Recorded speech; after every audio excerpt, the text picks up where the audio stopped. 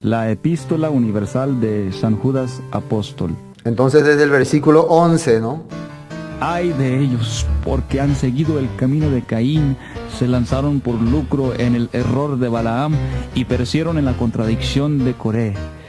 Estos son manchas en vuestros ágapes, que comiendo sin vergüenza alguna con vosotros se apacientan a sí mismos, nubes sin agua, llevadas de acá para allá por los vientos, árboles otoñales sin fruto, 2 veces muertos y desarraigados. Son fieras ondas del mar, que espuman su propia vergüenza, estrellas errantes, para las cuales está reservada eternamente la oscuridad de las tinieblas. De estos también profetizó Enoc, séptimo desde Adán, diciendo: He aquí, vino el Señor con sus santas decenas de millares, para hacer juicio contra todos y dejar convictos a todos los impíos de todas sus obras impías que han hecho impíamente, y de todas las cosas duras que los pecadores impíos han hablado contra él.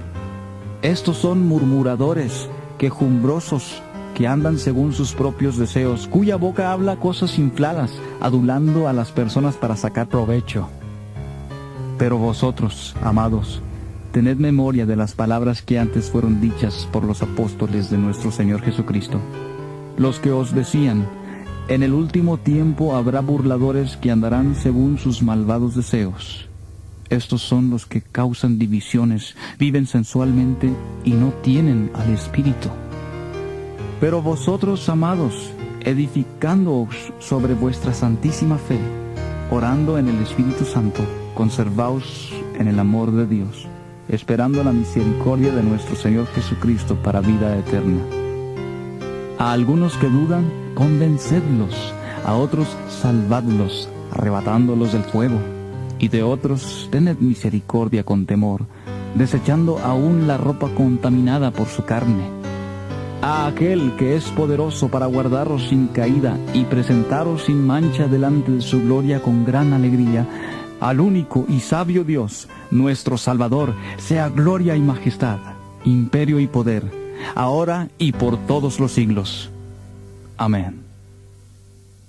Esta carta es un capítulo de Yehudá, Judas. Y para entender un poco cómo habíamos comenzado, la primera parte hablaba acerca de la falsa doctrina. Hay 2 puntos clave aquí en la carta de Judas. Uno es la falsa doctrina, la enseñanza contaminada. Y el otro punto es los falsos líderes o apóstoles o hombres, falsos creyentes. Entonces, va a explicarnos que en los últimos tiempos estaba introduciéndose entre los grupos de hermanos una falsa doctrina. Y esa falsa doctrina era llevada por personas con corazón corrupto. Personas que ya habían aparecido en la Biblia, entonces está dando ejemplos. Cómo poder identificar la falsa doctrina y cómo poder identificar también a los falsos líderes y maestros. Eso es muy importante aquí, ¿no? ¿Qué dice? Entonces, para recordar, la primera parte habíamos visto en el versículo 4, dice: porque algunos hombres han entrado encubiertamente, los que desde antes habían sido destinados para esta condenación. Significa que dentro del grupo de fieles de la palabra se ha introducido unas personas corruptas. Están tipo encubiertos. Y Yeshua nos explicó este caso cuando explicaba que la parábola del trigo y la cizaña. ¿Recuerdan que había explicado que un hombre plantó trigo, pero el enemigo vino en la oscuridad y sembró cizaña? Entonces, cuando empezaron a salir los primeros brotes, los segadores querían arrancar la cizaña, pero el dueño le dijo: no, dejen nomás, porque pueden arrancar también el trigo. Vamos a esperar que crezcan. Vamos a esperar que pase el tiempo. Eso es muy importante entender, porque el tiempo es lo que determina quién es de Dios y quién no. Eso es muy importante darnos cuenta. ¿Y cuál es la diferencia del trigo y cizaña? El trigo son casi iguales, pero el trigo tiene fruto manifiesto, ¿no? Y cuando su fruto empieza a crecer, se inclina, ¿no? pero la cizaña no, se va para arriba. Aparenta que tiene fruto, pero no tiene nada. Entonces, ¿qué es lo que dijo Yeshua también que iba a hacer que nosotros identifiquemos a los falsos profetas o falsos hermanos?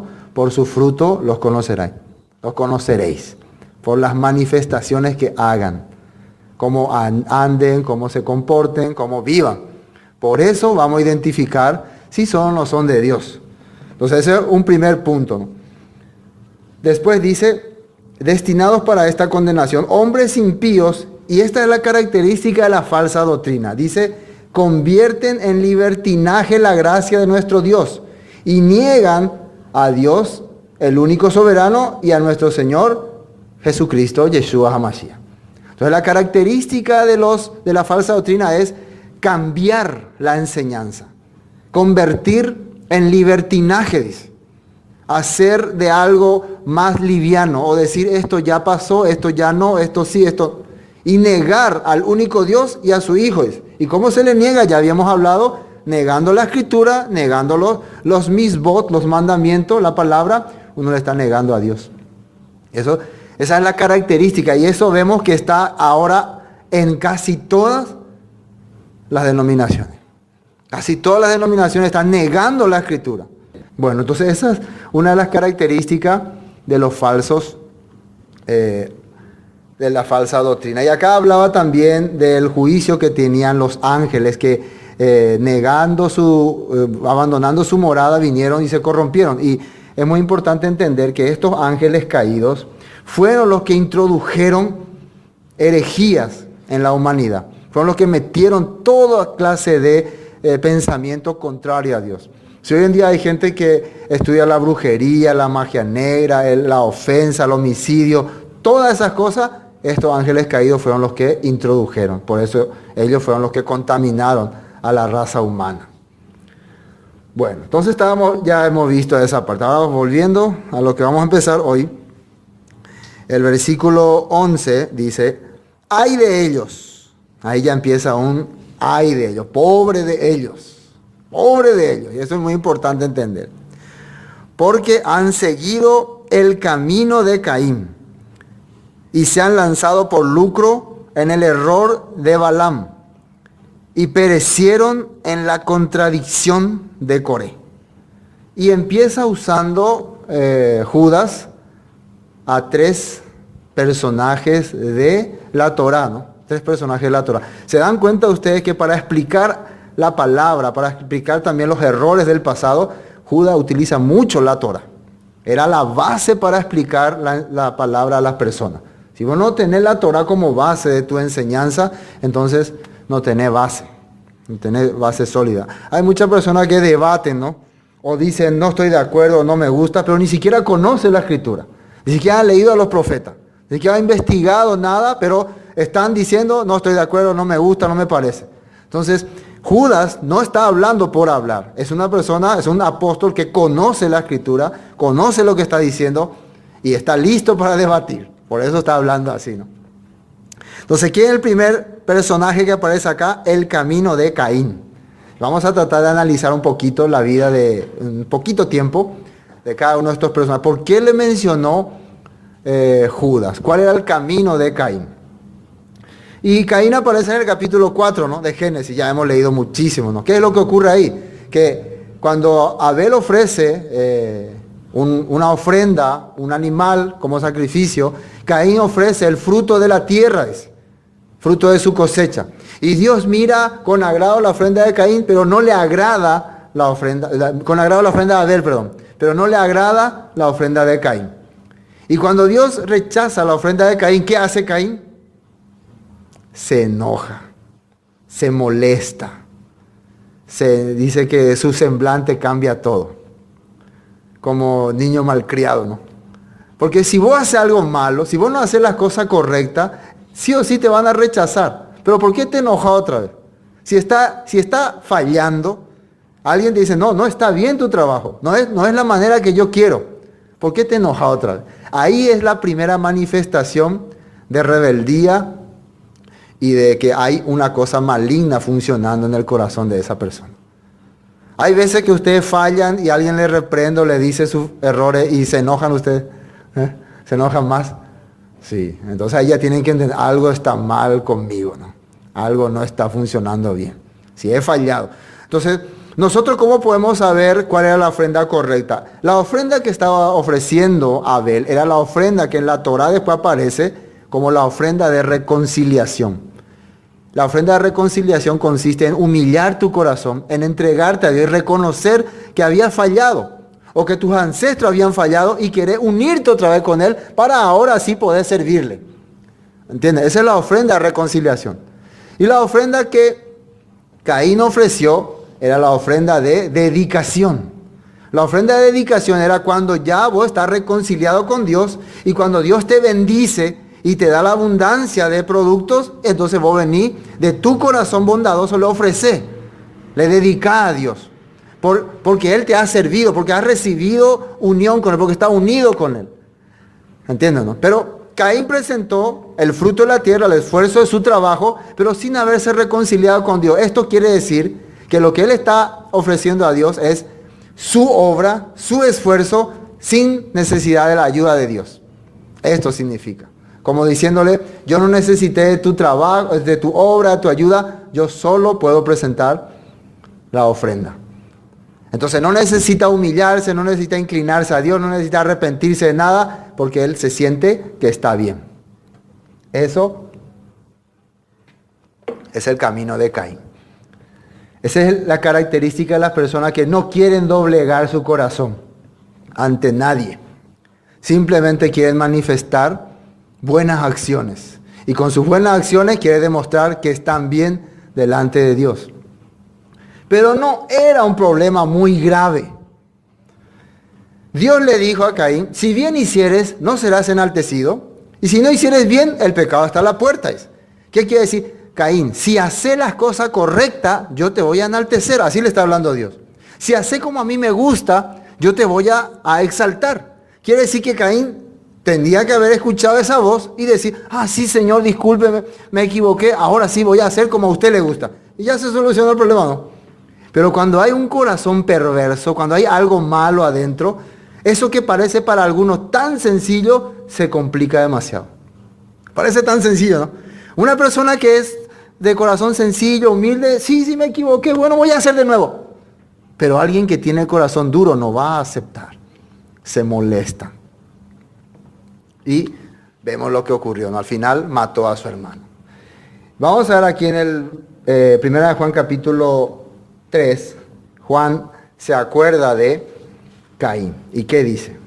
Dice, no como Caín, recordando que hay que amar al hermano, ¿no? No aborrezca a tu hermano, y da un ejemplo, no como Caín, que era del maligno, dice. Y esta es la clave, era del mal. Maligno significa el opositor a Dios, el que se opone a las cosas de Dios. Y la primera cosa que Caín hizo es rechazar el plan de Dios, la voluntad de Dios por su idea. Y mató a su hermano. ¿Y por qué causa lo mató? Porque sus obras eran malas y las de sus hermanos justas. Las obras de Caín eran malas. ¿Por qué? Malos quiere decir oponerse, contradecir. Siempre hacer lo opuesto a Dios. Y las de Abel eran justas. Justa quiere decir lo correcto, lo que a Dios le agrada. Entonces, ¿cuál sería el camino de Caín? Aquí puse unos puntos. El camino de Caín es el camino de agresión, de tener agresividad en el corazón. Esa persona que cuando alguien le habla un poquitito ya, ya, de ñupatamo, está molesto, enojado. Ese es un tipo de camino de Caín. Segundo, desafiante. El que le dijo a Dios, ¿acaso soy guarda de mi hermano? Cuando dijo, ¿dónde está tu hermano? Le dijo, ¿acaso soy yo guarda de mi hermano? Entonces cuando una persona ya pierde la sensibilidad, desafía a cualquiera. ¿Qué es tu problema? ¿Qué? No tengo miedo. ¿Qué? No me importa, no me interesa. Déjeme en paz. Ese es desafiante. Ese es el camino de Caín. Cuando vos te sentís como tipo Superman y como que ninguna bala te va a entrar. Ese corazón no es de alguien que está caminando conforme a la voluntad de Dios. No hay que ser desafiante. Hay que ser un poco calladito nomás. Si alguien es desafiante, entonces, bueno, ese es desafiante. Y cobarde. Otro punto. Característico de Caín, cobardía. ¿Por qué? Cuando Dios le juzga, cuando Dios le condena, ¿qué hace él? No, por favor, no puede resistir, no puedo resistir, dice. Es un cobarde. Ahí está la realidad. Entonces muchas personas que aparenten desafiantes, aparenten agresivos, a la hora del juicio van a ser los que van a gritar y cobardear. Por favor, por favor. Van a reaccionar con cobardía. Además, el ataque que le hizo Caín a Abel era un acto de cobardía. El problema era con Dios, no con Abel. Pero él se ensañó con el más débil. Entonces, esto estamos viendo que Judas nos está queriendo enseñar que son las características de estos falsos predicadores. Tienen esta característica. Pero hay otra persona. Dice, hay de ellos porque han seguido el camino de Caín y se lanzaron por lucro en el error de Balaam. Acá aparece otro personaje, Balaam. ¿Y quién era Balaam? Balaam era un profeta. Imagínense, un profeta madianita. O sea, no era un profeta israelita, era un profeta gentil. Un profeta entre los gentiles. Dios está demostrándonos que Él puede manifestar su poder a cualquier persona de cualquier nación sin importar esas cosas. Él no hace acepción de personas. Entonces, prácticamente había recibido una gran bendición porque Dios hablaba con Balaam. La Biblia, si nosotros vamos a mirar, Dios le respondía a Balaam. Balaam le preguntaba esto y él le respondía.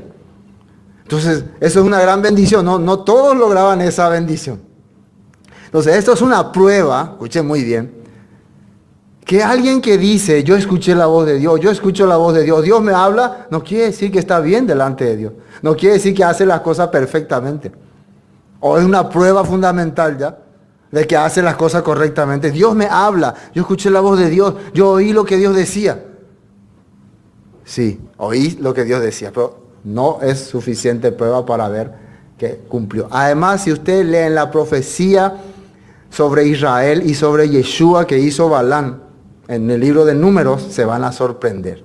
Increíbles profecías. Hablaba realmente la palabra de Dios. Entonces, hoy en día nosotros nos admiramos por muchos, tal vez predicadores o profetas que hablan increíblemente los mensajes de Dios. Nos sorprenden, ¿no? Qué increíble, cómo puede expresarse de esa forma, cómo tiene esa sabiduría para hablar las cosas de Dios, hasta nos hace todo pirimba. Pero eso no es garantía de que está haciendo la voluntad de Dios. Dice que Balaam tuvo un error. Y ese error fue por lucro. Empezó a mirar las ganancias. Por eso una de las características que la Biblia muestra de los siervos que han vivido delante de Dios, siempre estaban sin nada.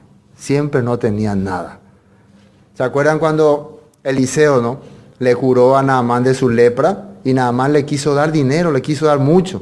Pero él rechazó. No. Porque después van a decir que, por dinero trabaja Eliseo. No, yo no quiero caer en esa trampa. Pero su secretario no pudo entender estas cosas y al final se fue y le pidió. Ese es el error. Buscar ganancias por las obras de Dios. Ahí cayó ese siervo, ¿no? Giesi. Pero vamos a ver unos textos para saber qué habla de... todavía no estamos en Corea, de Balaam. Números capítulo 22. Ustedes pueden leer todo el capítulo 22 de Números, va a ser muy interesante. Yo solo algunos versículos. Versículo 9. Y vino Dios a Balaam y le dijo, ¿qué varones son estos que están contigo? Porque ¿qué ocurrió? El rey Balac, rey de Moab, envió unos secretarios para pedirle a Balaam, que era profeta, que se sabía que hablaba con Dios, ven y maldíceme a este pueblo israelita. Porque el pueblo israelita estaba viniendo, entonces Balac tenía miedo y quería que se le maldiga. Y como Balaam era conocido porque hablaba con Dios, Balac le ofreció inclusive dinero. Entonces, ahora Dios le pregunta a Balaam, ¿quiénes son estos que han venido contigo? ¿Qué varones son estos que están contigo? Balaam respondió a Dios, Balac, hijo de Zippor, el rey de Moab, ha enviado a decirme, he aquí este pueblo que ha salido de Egipto cubre la faz de la tierra. Ven pues ahora y maldícemelo. Quizá podré pelear contra él y echarlo. Entonces dijo Dios a Balaam, atiendan bien, Dios le dijo a Balaam, no vayas con ellos, ni maldigas al pueblo, y esta es la clave, porque bendito es. Es un pueblo bendito. No puedes maldecirlo. O sea, no hay forma de maldecir a este pueblo, porque ya es bendecido por Dios, ni aunque quiera, no va a resultar tu maldición. Y también lo primero que le dijo que fue, no vayas. Pero ¿qué ocurrió? Nosotros sabemos que él le dijo eso a ellos, yo no puedo ir, Dios no quiere. Balac volvió a enviar otros siervos y le ofreció más dinero, y Balaam nuevamente se fue a hablar voy a hablar otra vez con Dios, como pensando que Dios puede cambiar de opinión. ¿Qué significa esto? Aquí, ¿qué ustedes entienden? ¿Qué ven ustedes? No llegó, él escuchó la voz de Dios, escuchó, no vayas, pero no llegó a su corazón. El interés y el deseo de obtener algo era más fuerte.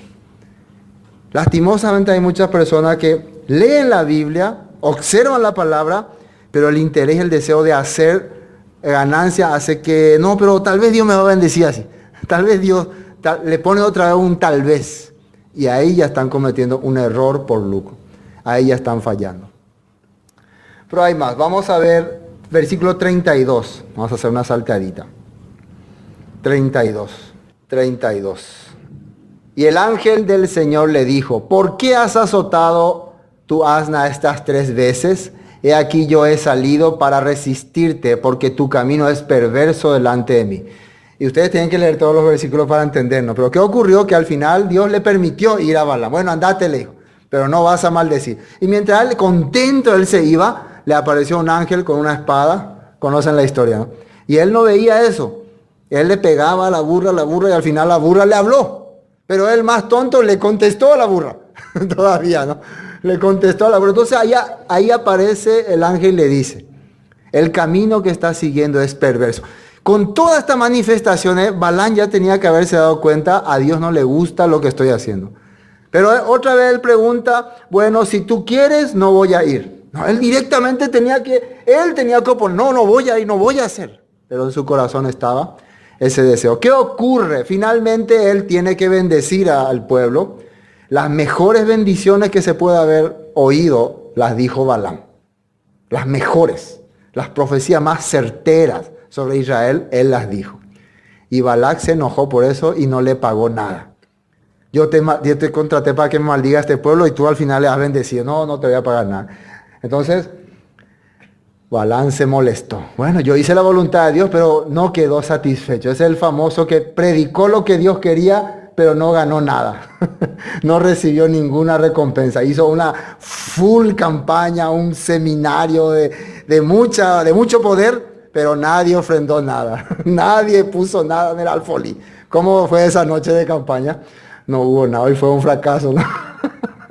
Quedó así, con ese corazón quedó. Y esa mentalidad hoy en día está operando en la mayoría de líderes. ¿Para qué organizan grandes campañas, grandes congresos? Para hacer grandes recaudaciones, grandes montos de ofrenda. Si no hay grandes recaudaciones en una congregación, algo está mal. Está fracasando esa congregación. Entonces Balaam quedó mal. Entonces le dio le dijo algo al rey Balac. Ese pueblo yo no puedo maldecir. Dios no quiere. Ese pueblo no se puede maldecir, pero tiene un defecto.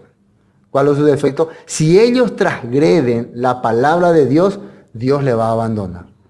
Entonces, ¿cómo pueden transgredir? Este pueblo está saliendo de Egipto, está viviendo en el desierto, tú tienes muchas bailarinas hermosas, envíales y hazle una fiesta, organiza una fiesta y envía todas tus doncellas y ahí ellos van a corromperse. Así le dijo. Bueno, vamos a ver el capítulo 31, versículo 8. Capítulo 31, versículo 8. Esto es el juicio que se hizo contra Balaam. Dice, mataron entre los muertos de ellos a los reyes de Madián, Evi, Sequén, Sur, Ur y Reba, 5 reyes de Madián. También a Balaam, hijo de Beor, mataron a espada. Al final él muere ahí cuando fue atacado Madián fue atacado después y el juicio cae sobre él y lo matan.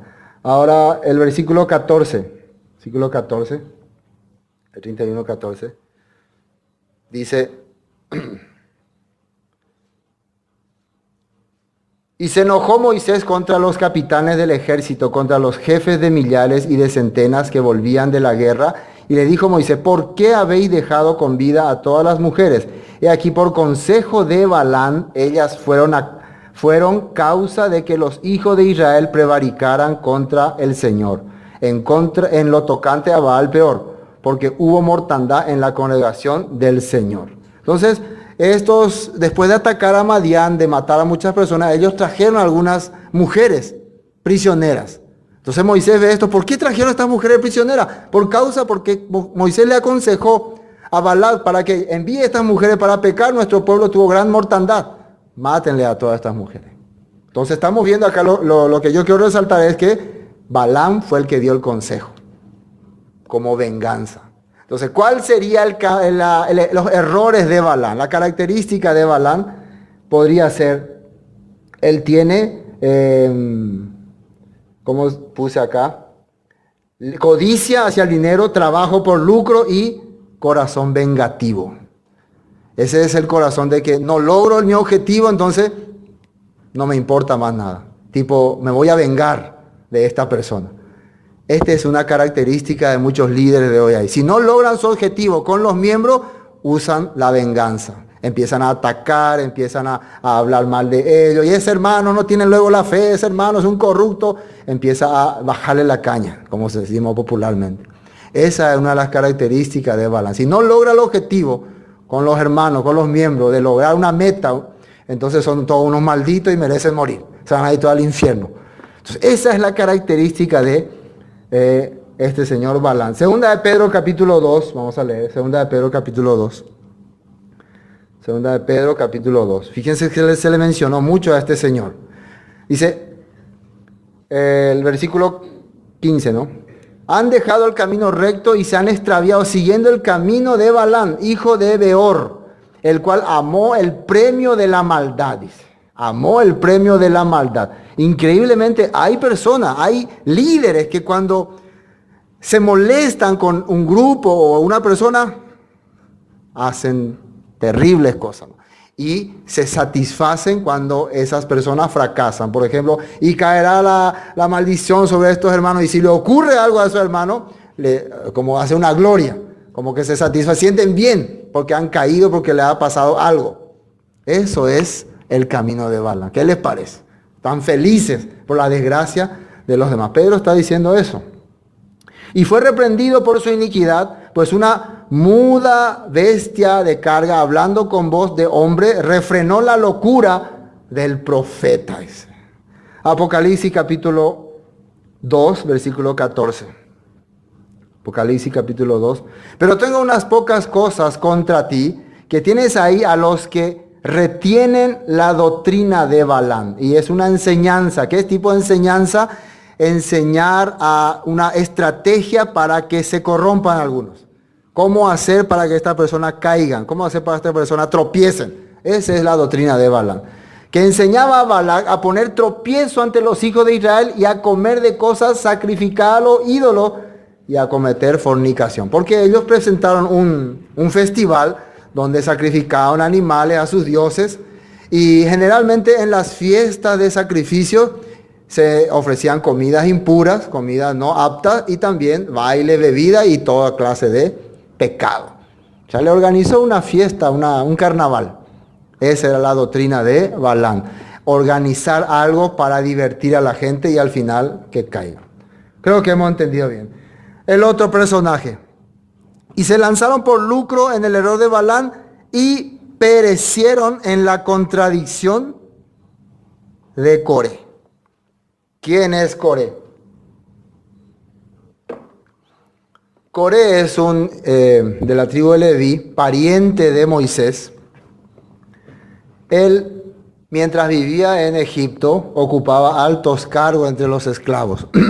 Él tenía...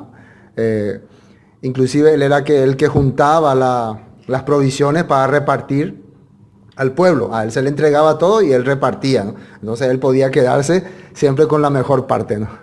Entonces él era autoridad entre los esclavos mientras estuvo en Egipto. Pero ¿qué fue lo que ocurrió? que cuando Dios llama a Moisés y cuando Moisés viene a Egipto, ¿a quién busca para que le ayude para liberar al pueblo de Israel de Egipto? A Aarón, su hermano. Entonces los dos se van y se presentan ante el rey, ante el faraón, y los dos ahí dirigen al pueblo y los dos tienen autoridad de Dios. Entonces esto un poco que no le gustó a Coré. Aunque aceptaba, ¿no? Siempre aceptaba.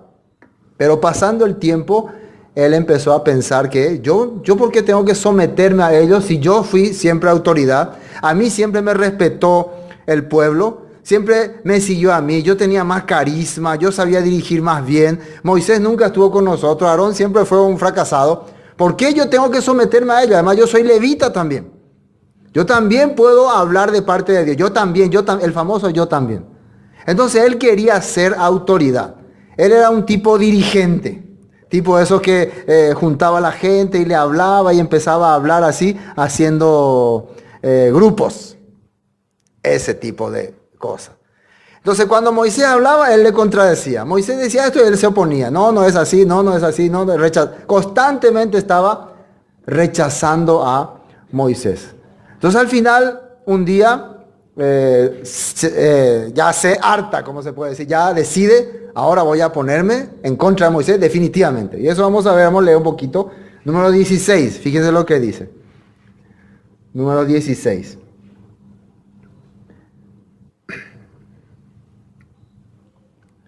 Número 16, versículo 1. Coré, hijo de Izar, hijo de Coat, hijo de Leví, y Datán, y Abirán, estos son también sus amigos, hijo de Eliad, y On, hijo de Pelec, de los hijos de Rubén, tomaron gente. La característica de esta persona es buscar aliados. No pueden actuar solo, buscan, ¿qué te parece? ¿Qué te parece? Están así convenciéndole a otro para rebelarse contra la autoridad. Esa es su característica. Después dice, y se levantaron contra Moisés con 250 varones de los hijos de Israel, príncipes de la congregación, de los del consejo, varones de renombre. Tampoco buscan personas que no sean influyentes. Siempre están tratando de ganarse a la gente con autoridad o con más prestigio. Como para decir, mira, las personas importantes están conmigo. Las personas de renombre me apoyan. Las personas más intelectuales en la palabra son los que están conmigo. Esa es la característica de Coré. Quiere ejercer autoridad buscando siempre personas de renombre, personas, en este tiempo sería políticos, militares, empresarios, abogados, siempre personas influyentes. ¿Quiénes son tus seguidores?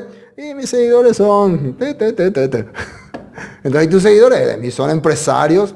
Yo tengo 3, 4 diputados como miembro. Hay un senador también que es miembro de nuestra iglesia. Cosas así, ¿no?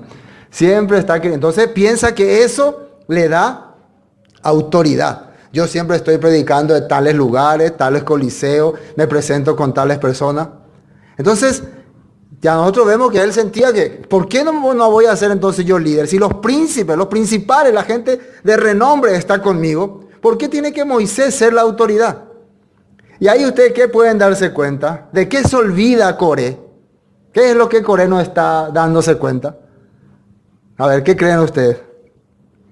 ¿Qué es lo que él no ve? La autoridad viene de Dios. La autoridad viene de Dios. Él no ve la trayectoria de Moisés. Él no ve quién era Moisés, de dónde salió Moisés. ¿Cómo es que Moisés un día es nuestro líder? Él no está observando eso. Si él observara eso, se daría cuenta, este es alguien que Dios envió. Si él conociera la vida de Moisés, él huyó de Egipto, vivió 40 años en el exilio y un día Dios le habla, le manifiesta y viene, manifiesta a través de él 10 plagas en Egipto, abre el mar. Entonces, si alguien estaría bien de la cabeza y observaría estas cosas, jamás dudaría ni se atrevería a enfrentarse a Moisés. Pero vemos que esta es la contradicción. ¿Cómo vos podés pensar que vos podés ejercer autoridad cuando Dios no ha hecho ninguna manifestación en tu vida? No tenés ninguna trayectoria, no tenés ningún ejemplo de que Dios te usó para algo, pero vos querés ser autoridad, vos querés dirigirnos, vos querés gobernar y mandar. Entonces es una contradicción. Algo no está bien en tu mente. Y al final, el versículo 3, ¿no? Y se juntaron contra Moisés y Aarón y le dijeron, basta ya de vosotros, porque toda la congregación, todos ellos son kadosh, son santos, y en medio de ellos está el Señor. ¿Por qué pues os levantáis vosotros sobre la congregación del Señor? Y ustedes saben después de qué Coré decidió accionar así. Ustedes saben qué capítulo estaba antes. Si este 16 estaba 15. ¿Qué ocurrió en el capítulo 15? Fue el momento en que Dios dijo que cualquiera que sea soberbio, sea rebelde, será cortado y será apartado. Y esa misma hora alguien dijo, ¿qué me importa a mí? Y se fue en día de Shabbat a cortar leña. ¿Se acuerdan? Entonces lo atraparon y lo llevaron a Moisés y le dijeron, este hombre estaba, después de que vos diste la orden de que en Shabbat no hay que hacer nada y que se tiene que obedecer la ley, estaba cortando leña. ¿Qué vamos a hacer con él? Y Moisés no decidió qué hacer con él. Él esperó la voluntad de Dios. Después le dijo, Dios quiere que sea apedreado tal persona. Entonces, al ser apedreado tal persona, ¿qué creen que pensó Coré? Entonces acá cada vez que nosotros seamos soberbios, seamos rebeldes, nos van a matar. No, acá tenemos que frenar esto. ¿Se dan cuenta por qué él empezó a rebelarse? Porque ya tenía un corazón de soberbia, de altanería, pero solamente no lo estaba manifestando. Entonces esta persona fue tipo Caín, fue ofensivo, no me importa nada, yo voy a hacer lo que quiero, y recibió la consecuencia. Entonces él piensa, vamos a rebelarnos, si no este tipo nos va a matar a todos, porque todos tenemos ese mismo corazón. Ese era este señor Coré. Prefiere derrotar la autoridad y vivir a su manera, que se haga la voluntad de Dios. Eso es la verdad. Entonces, lamentablemente en este tiempo, muchas personas prefieren hablar en contra de la ley para seguir viviendo pecaminosamente. No, ya se puede comer lo que sea, ya se puede hacer, ya estamos en la gracia. Eso dicen porque ellos están haciendo esas cosas. Entonces están justificando su pecado, contradiciendo lo que dice la Escritura. Cuando oyó esto, Moisés se postró sobre su rostro y habló a Coré y a todo su séquito. Bueno, vamos a saltear. Versículo 8. Versículo 8 dice, dijo más Moisés a Coré, oíd ahora, hijos de Leví. Atiendan lo que le dice Moisés a Coré. ¿Os es poco que el Dios de Israel os haya apartado de la congregación de Israel, acercándoos a él, para que ministréis en el servicio del tabernáculo del Señor, y estéis delante de la congregación para ministrarles, y que te hizo acercar a ti y a tus hermanos, los hijos de Leví, contigo? ¿Procuráis también el sacerdocio? Ustedes han sido elegidos para ser servidores del tabernáculo. Ustedes son para que sean los encargados de administrar entre el pueblo. Pero ahora voy a querer el sacerdote, querer la autoridad. Eso solamente Dios pone. Dios nada más. No es que uno puede, yo voy a ser el ungido, yo voy a ser al pastor, yo voy a ser el sacerdote. No, Dios elige. Dios establece quién va a ser. Esa mentalidad, lastimosamente, hay en muchas personas. Cuando una persona ya no quiere recibir la palabra, ya piensa que no necesito que nadie me diga. Entonces quiere decir que se está poniendo en lugar de sumo sacerdote. Quiere decir que puede conversar directamente él con Dios. No necesita más nadie que esté encima de él. Esta es la mentalidad de Coré. Aunque Coré estaba para servir a Dios. Él era un servidor de Dios. Pero ese puesto de líder principal le había dado Dios a Moisés y a Aarón. Bueno, versículo, vamos a ir leyendo. Por tanto, tú y todo tu séquito sois lo que os juntáis contra el Señor. Pues Aarón, ¿qué es para que contra él murmuréis? Y envió Moisés a llamar a Datán y a Abirán. Atiendan muy bien acá. Hijos de Eliad, mas ellos respondieron, no iremos allá. Fíjense lo que ocurrió ya acá. Datán y Abirán ya inmediatamente ya se rebelan contra Moisés. Ya al escuchar la mentalidad de Coré, ¿quién sos vos? Ya ellos, nosotros no vamos a ir. ¿Quién sos vos para llamarnos? Orero lo mandaba. ¿Qué les parece este carácter, esta característica? No vamos a hacer. ¿Qué? ¿Y si no queremos? ¿Qué vas a hacer? ¿Qué vas a hacer si no queremos? Típico, ¿no? Dice, miren lo que le dice. Es poco que nos hayas hecho venir de una tierra que destila leche y miel para hacernos morir en este desierto, sino que también te enseñorees de nosotros imperiosamente.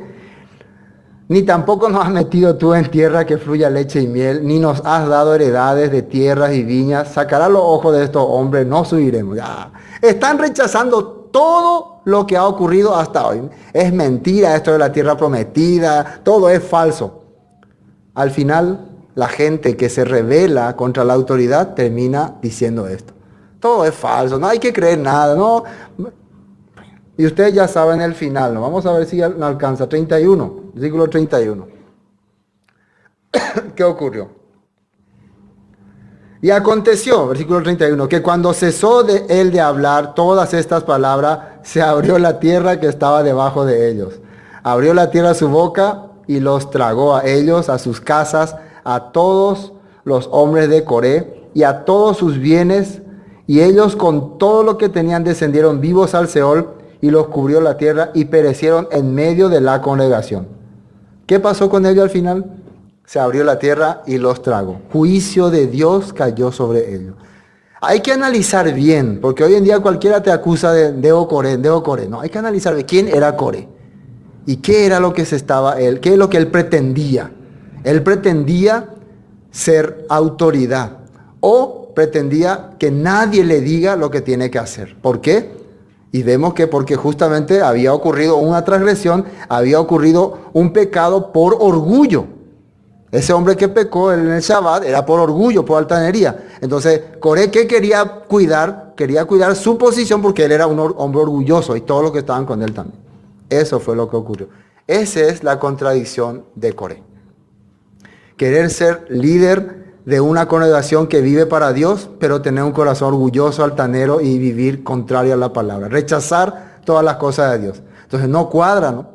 No cuadra que vos quieras oponerte o imponer algo, pero vos no podés aplicarlo, ni vivirlo, ni entenderlo. Entonces es una contradicción y hay que entender muy bien. Hay de ellos, según la Escritura.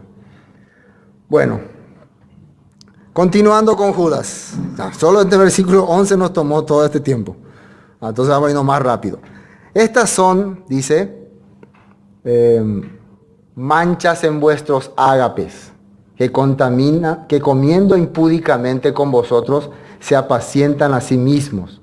Nubes sin agua llevadas de acá para allá por los vientos, árboles otoñales sin fruto, 2 veces muertos. Esta es la característica que le da Judas a estas personas. Primero le dice, manchas en vuestros ágapes. ¿Qué quiere decir estas cosas? Esto es... Las reuniones que ustedes participan con ellos son sucias, son ensuciadas por causa de esta persona. Porque las reuniones que hacen los creyentes es para transmitir la bondad, el amor, la unión, la igualdad, el servicio a los demás. Pero cuando están estas personas, lo único que ocurre son manchas. Es el típico que vos haces una comunión, vos haces un evento para tener alegría, pero alguien empieza, no me gusta, no, ¿por qué así? No? Empieza a ensuciar el ambiente. ¿Conocen ese tipo de características? Nunca están de acuerdo con nada, ni les gusta nada, ni están agradados con nada. Siempre terminan creando conflicto y discordia. Entonces la reunión que tenía que ser para servir, para amar, para compartir, terminó en pleito y en combate. Esta clase de personas hacen esto. Y acá dice que son árboles otoñales sin fruto. ¿Qué quiere decir eso? No hay manifestaciones en su vida. Hablan mucho, pero no tienen nada. No hay nada en sus vidas. Pero sí tienen muchos cuestionamientos. Pero son árboles de otoño. ¿Cómo son los árboles de otoño? Pelados. No hay nada. Solamente ramas, ¿no? Y peor, 2 veces muertos. Están muertos físicamente, o sea, porque su vida, al no tener un ambiente agradable, al no ser persona agradable, para Dios es considerado muerto. Una persona que no puede compaginar con el grupo, no puede hacer alianza con el grupo, está muerto. Y espiritualmente también, están muertos también. Dice, otoñales sin fruto, 2 veces muertos y desarraigados. Fieras, sigue con el calificativo, ondas de mar, que espuman su propia vergüenza, estrellas errantes, estrella caída, no brillan, las estrellas tienen que brillar, pero estas se caen y no brillan. Dice, estrellas errantes para las cuales está reservada eternamente la oscuridad de las tinieblas. Esto es duro, ¿no? Porque Judas está diciendo, este tipo de persona tiene su lugar, tiene su destino. De estos también profetizó Enoc, séptimo desde Adán, diciendo: he aquí que vino el Señor con sus santas decenas de millares. Y Enoc vivió antes del diluvio. Y Enoc ya vio el juicio que iba a venir contra estos nefileos y estos ángeles caídos, que precisamente habíamos hablado al principio, que habían hecho, habían contaminado la tierra, habían hecho que el hombre sea perverso, asesino, sanguinario, los descendientes de Caín.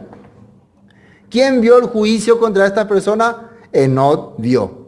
En profecía él vio que Dios venía y juzgaba a las naciones. Y es una profecía para los últimos tiempos. Si ahora Judas nos está mencionando, quiere decir que esa profecía, ese juicio, va a venir otra vez. Porque Pedro dice que el juicio que vino en el pasado fue con agua, pero ahora va a venir con fuego. Ahora va a ser más duro, ¿no? Va a ser con fuego, ya va a consumir todo. Pero yo creo que así como protegió a sus escogidos, a Noé y su familia, su iglesia, el pueblo escogido de Dios, los que guardan la palabra, los que están sellados por el Espíritu Santo, son protegidos. Después de esto también profetizó Enoc, séptimo de Adán, diciendo: he aquí vino el Señor con sus santas decenas de millares, para hacer juicio contra todos y dejar convictos a todos los impíos de todas sus obras impías que han hecho impiamente, y de todas las cosas duras que los pecadores impíos han hablado contra él. Estos son murmuradores. Una de las características de este tipo de persona, se la pasan murmurando. ¿Qué es murmurar? Tienen que leer un poco acerca de Coré, Datán, Abiam, en número, y van a entender qué es murmurar, cómo ellos hablaban. Nunca les gustaba lo que Moisés decía, porque en su mente ellos pensaban: Moisés lo que habla. Nunca creían que era Dios lo que estaba hablando. Ellos pensaban Moisés y Aarón nomás, y ellos son nuestra gente nomás. Esa es la característica del murmurado. No, él nomás lo que habla, él nomás lo que dice. No piensa que esto puede ser que Dios me está hablando. No tiene la mentalidad que tal vez Dios me está diciendo. Cuando vos tenés esa mentalidad, entonces no podés murmurar. Bueno, estos son murmuradores querellosos que andan según sus propios deseos, cuya boca habla cosas infladas, adulando a las personas para sacar provecho. Cosas infladas, siempre de una pequeña cosa la hacen grandote, gigante, gran, pequeño problema, como Caín. Solamente, mira Caín, haz lo que yo te digo y no vaya. No, él ya fallaron ya con él, ya perdieron conmigo. Y siempre anda adulando a las personas para sacarle provecho. Cuando le habla bien a alguien es porque algo quiere conseguir de esa persona. No tiene otro interés, otro propósito. Pero vosotros, ahora sí habla cómo tiene que ser el que no tiene esta característica. Pero vosotros, amados, tened, miren lo que dice acá: memoria de las palabras que antes fueron dichas por los apóstoles de nuestro Señor Jesucristo. Si yo soy un servidor de Dios, yo tengo que acordarme de lo que está escrito en la palabra. Mi vida tiene que basarse en la escritura. Pero ustedes no sean murmuradores, no sean criticones, no sean querellosos, no sean quejones. Acuérdense de lo que los apóstoles dijeron, los profetas hablaron. Pero como nosotros ni no leemos la Biblia, ni no sabemos qué hablaron ellos, ni no entendemos de qué hablaron ellos, ¿cómo vamos a acordarnos? ¿Sí o no? Porque para acordarte tenés que haber leído. Tienes que haber estudiado, entonces te vas a acordar. Ah, sí, tal profeta dijo así, tal apóstol dijo así. En este momento, cuando tengo ganas de tirarle a todo el mundo por la ventana, ¿qué había dicho tal apóstol? ¿Qué había dicho tal? Y mi corazón cambia. Automáticamente, cuando me viene esa palabra, rechazo estos pensamientos, rechazo estas ideas, pero porque tengo la palabra en mi corazón. Entonces, un seguidor de Dios no sabe la palabra, no lee la Biblia, no conoce los escritos, va a tener estas características que vimos antes. Va a renegar cada rato. Pero vosotros, amados, tened memoria de las palabras que antes fueron dichas por los apóstoles de nuestro Señor Jesucristo. Los que os decían: en el postrer tiempo habrá burladores que andarán según sus malvados deseos. Y eso nosotros vimos en la carta de Pedro, ¿no? No necesitamos buscar. Segunda de Pedro, capítulo 3:3, está escrito ese punto. Dice: estos son los que causan divisiones, los sensuales que no tienen que no tienen al Espíritu. La división no es dividirse simplemente de una congregación. Por ejemplo, aquí dividimos. Cuando Judas está hablando de una división, hay que entender que está hablando de qué división, de qué. En aquel tiempo, los que procuraban dividir era precisamente de esta palabra, de este evangelio, ¿no? Que estaba, evangelio de restauración. De eso es que querían dividirse mucho. Querían salir de esto. Algunos ya empezaron a aparecer la doctrina de los nicolaitas, los prosélitos, los judaizantes. Estos son los que estaban dividiendo, buscando así gente para su rebaño, se puede decir. Por eso es importante leer la carta de Efesios, la carta de Colosenses, la carta de Gálatas. Y ahí vamos a entender de qué está hablando Judas. Son personas que venían a la comunidad que estaba aprendiendo el camino de Yeshua y le empezaban a meter ideas. Le empezaban a meter cosas para dividirlos, para que no tenían autoridad, que no se sometían a nadie. No, nosotros no tenemos ni un apóstol, nosotros somos libres, somos predicadores libres. Así esa clase de personas era. Y venían a meter estas ideas. Dice, no tienen espíritu, dice.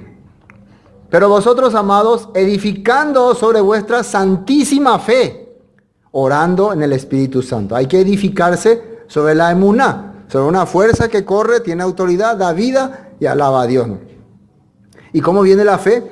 La fe viene por el oír y el oír la palabra de Dios, dice. Entonces yo quiero edificarme en la fe, tengo que oír la palabra de Dios. No hay otra manera.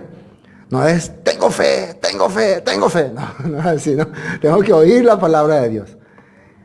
Versículo 21. Conservaos en el amor de Dios, esperando la misericordia de nuestro Señor Yeshua HaMashiach para vida eterna. Y conservados quiere decir, cuídense, guárdense, no se estropeen. Entonces, ¿cómo se puede hacer eso? Ya más arriba hablaba. Guardando la palabra de los apóstoles, teniendo la fe, escuchando la palabra. Así vos puedes conservarte en el amor de Dios, en el servicio. ¿Para qué? Para vida eterna. Para usted. No puede ser que vos estés viviendo corrompidamente y anhelar la vida eterna. Estés viviendo corruptamente en este mundo y tu deseo es la vida eterna. Medio raro, te estás estropeando todo. No vas a llegar así. Después, algunos que dudan, a algunos que dudan, garroteale, ¿no? Dale a patadas, echale a la iglesia, ¿no? Convencerlos, dice. Y esto es muy importante. ¿Qué es convencerle? ¿Quién te convence de algo? Alguien que te quiere presentar algo, ¿no? Te tiene que convencer. ¿Cómo se le convence a alguien? ¿Cómo puede convencerle? Explicándole, mostrándole. ¿Y por qué aquí? ¿Por qué acá? Y aquí siempre haciendo eso. Es lo que hacemos, ¿no? ¿Y por qué tal parte así? Y bueno, porque está escrito así. Entonces no hay que perder la paciencia para al que duda convencerle. Entonces, pero hay que tener también la capacidad de convencerle, porque el que duda es porque quiere ser convencido. Si alguien no duda generalmente, es porque o no entiende nada o no le interesa. Pero generalmente los que dudan son porque quieren saber, porque le interesa, ¿no? Entonces vos, a alguien que duda, tenés que tratar de convencerle por la palabra. Y si no le convenciste, volvé otra vez a la palabra. Y no le convenciste, mientras tenga duda, le convence. Otra cosa es que te contradiga o que se oponga. Esa es otra cosa. El oponente ya es otro. Porque él ya no es más que está dudando, sino se opone. Voy a le explicar y se opone. Y eso vamos a ver después. ¿Están entendiendo entonces quién es el que duda? El que todavía no puede entender bien. Entonces, si vos querés convencerle a alguien que duda, tenés que prepararte o no. Tenés que capacitarte. Entonces, ¿cómo las personas quieren ahora explicar la palabra, pero no están preparados para eso? Entonces, él tiene duda y al que duda le va a dejar con más duda. ¿Sí o no? Le va a hacer dudar más, ¿no? Y vos qué pensás, y realmente yo no sé muy bien, yo también tengo dudas. Entonces, a mí me quedé peor. Entonces, por eso hay que tener la palabra bien convencida en tu corazón, hay que prepararse, ¿no? Por eso Dios nos da esta oportunidad para ir aprendiendo. Por eso estudiamos la Biblia libro por libro, para entender el tema. Bueno, entonces al que duda, convencerlo. A otros, salvad arrebatándolos del fuego. Este otros, que dice acá que hay que arrebatarlo, es cuando vos conoces a una persona que tiene muy poca, tiene interés, pero no capta muy bien, ¿no? Le interesa las cosas de Dios, No se opone a la palabra, no es rebelde, pero no tiene mente para captar muchas cosas. Es un poco distraído, o no es de una mente que puede captar rápidamente. Entonces, no le vaya a abandonar por eso. No, cuando entendí, cuando hay gusto, porque de explicar ya, siquiera, porque no entendí. Explicando otra vez, ¿cómo? No es que duda, él no entiende. Entonces, sacarle de ahí. Entonces ahí puede ser un poco más, ¿cómo explicar? Y no, generalmente esto se aplica con un pariente cercano. Porque para arrebatarle, acá la palabra arrebatarle es como usando un poco de fuerza, ¿no?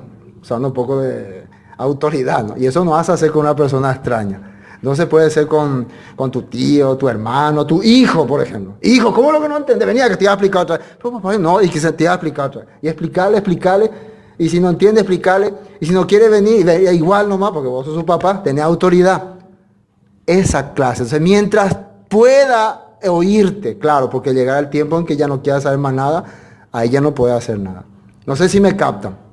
Si ustedes tienen pariente que abre las puertas de su casa, pero como que es difícil de hacerle entender, pero les abre las puertas. No se cierran a ustedes, entonces sean duros con ellos. O sea, vayan ahí, sean insistentes. A esta clase de gente es lo que dice que hay que insistirle. ¿Para qué? A ver, ¿qué creen? ¿Para qué? Para arrebatarle del fuego, dice. Para sacarle de ahí. Ustedes saben que muchas personas, si alguno no era insistente con él, no estaría ahora escuchando la palabra. O sea, uno quiere escuchar la palabra, no me interesa, bueno, andate al infierno. Entonces, si así le decían, no estaría escuchando. Entonces, algunos tuvieron paciencia, le llamaba, se iba a su casa, venía otra vez, insistía, hasta que fue liberado del fuego. Entonces, estamos entendiendo, ¿no? La característica. Después, a otros, y de otros, y este es lo fuerte, tener misericordia con temor, aborreciendo aún la ropa contaminada por su carne. Y este aborreciendo quiere decir, la palabra aborrecer es dejar a un lado, o sea, rechazar. Mira que así está diciendo aquí. Pero con temor, dice, no es, andate, no quiero saber más nada de vos, no. Como teniendo un temor de Dios, voy a hacer algo, pero temiendo a Dios. Pero por una razón, porque esta persona, este tipo de persona, son los que directamente se te enfrenta o te rechaza.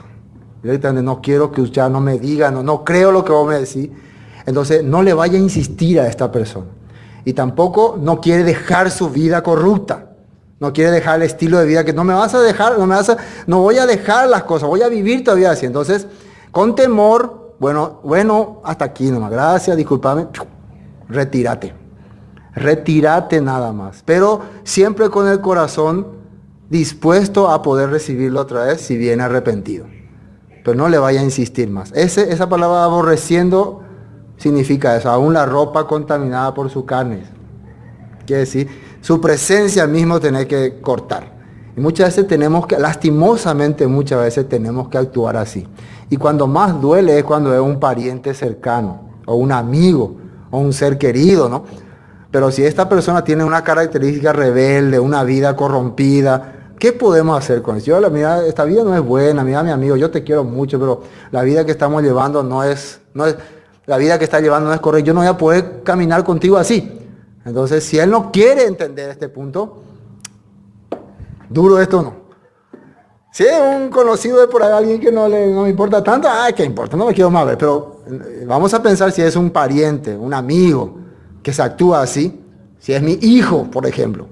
Mi hijo quiere vivir corruptamente, quiere ser pecador, ¿qué puedo hacer yo? Sí o sí tengo que alejarme de él. No puedo yo participar en sus malas acciones. Pero ojalá no ocurra eso. Por eso es que nosotros tenemos que preparar. Por eso yo siempre le digo a los hermanos, y esto siempre yo les recalco, mientras sus hijos estén abiertos su corazón, o sus parientes, no sean ustedes luego el mal ejemplo. Ustedes luego no sean los que no les interesa la palabra, ustedes luego no les importa nada, porque después va a llegar un tiempo que ellos ya no van a más querer escuchar la palabra de Dios. Su hijo no va a querer más saber nada, su hija tampoco, su esposa tampoco, su esposo tampoco. Eso es lo triste que ocurre muchas veces. Muchas veces nosotros que estamos escuchando la palabra somos el mal ejemplo para esa persona que está queriendo aprender. Está queriendo aprender. Entonces nosotros tenemos que ser el ejemplo para nuestros padres, hermanos, amigos y heredia. Entonces a otros salvar arrebatándolo del fuego, y de otros tener misericordia con temor, aborreciendo aún la ropa contaminada por su carne. Y aquel que es poderoso para guardaros sin caída y presentaros sin mancha delante de su gloria con gran alegría. Al único y sabio Dios, nuestro Salvador, sea la gloria y majestad, imperio y potencia, ahora y por todos los siglos. Amén. Nosotros vamos a darle gloria solamente a Él, aunque ocurran estas cosas. Entonces, Judas está aclarando, este es el tiempo peligroso que está viniendo. Le está dando consejo a las comunidades. No dice la carta para quién va, porque quiere decir que a donde llegue, esta carta va a ser útil. Va a ser para donde llegue. Entonces, hoy nos llegó a nosotros, entonces es para nosotros. Entonces, está hablando, porque Él está hablando a los escogidos, a los apartados, a los santificados. Entonces, a las personas que puedan abrir su mente para captar estas cosas, que se le llegue este mensaje y que toda la gloria del cambio que esta carta te haya producido o de la bendición que te haya dado, no sea de Judas, ni del que está leyendo, ni predicando, sea nada más de Dios y nuestro Señor Salvador. Si esta carta te hizo reflexionar, te hizo cambiar, entonces dale gloria a Dios, que Él es el que te está hablando, Él es el que te está queriendo preparar para los tiempos difíciles. Amén.